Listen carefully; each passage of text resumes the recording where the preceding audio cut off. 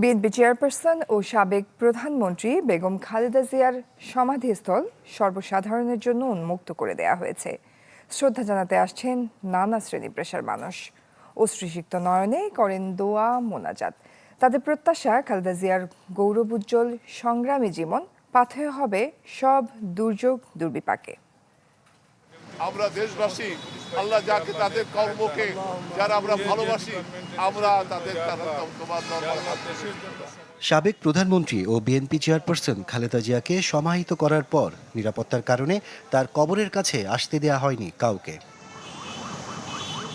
বৃহস্পতিবার দুপুর 12টা থেকে খুলে দেয়া হয় জিয়া উদ্যানের প্রবেশমুখ। এরপর আসতে থাকেন বিএনপি নেতাকর্মী ও সাধারণ মানুষ।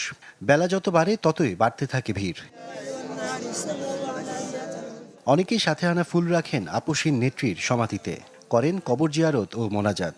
এ সময় আবেগ আপ্লুত হয়ে পড়তে দেখা যায় কাউকে কাউকে।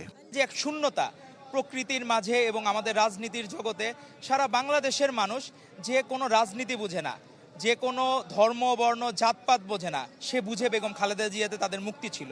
আল্লাহ, আমরা বাংলাদেশ থেকে কি যেন একটা হারিয়ে ফেলেছি, বাংলাদেশটা জানি কিরকম হয়ে গেছে।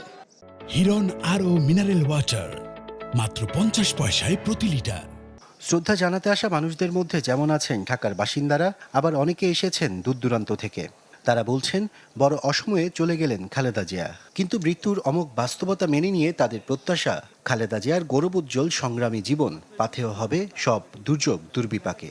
আমরা চেষ্টা করব সে আদর্শ উজ্জীবিত হয়ে উনার মতো সততা এবং একনিষ্ঠতা দৃঢ়তা সহকারে বাংলাদেশকে আধিপত্যবাদের বিরুদ্ধে থেকে রক্ষা করার জন্য গণতন্ত্রের পক্ষে যুদ্ধ করেছেন এবং দেশের আপামর জনসাধারণের পক্ষে সংগ্রাম করেছেন, যুদ্ধ করেছেন। তো তাকে আমরা শ্রদ্ধা করি, আজীবন শ্রদ্ধা করব। গতকালকে বাংলাদেশ একটা ইতিহাসের সাক্ষী হয়ে রয়েছে। এত বড় জানাজা শুধু বাংলাদেশে নয়, সারা পৃথিবীর কোথাও হয়েছে বলে আমার জানা নেই। শহর থেকে গ্রাম, একটি নাম উচ্চারণ করে লাখো হাত উঠেছে প্রার্থনায়। দীর্ঘ লড়াই পেরিয়ে বিদায়ের পরও খালেদা জিয়ার নাম থেকে গেছে মানুষের অনুভূতিতে। আশরাফুল আলম, আকাশ, চ্যানেল 24, ঢাকা।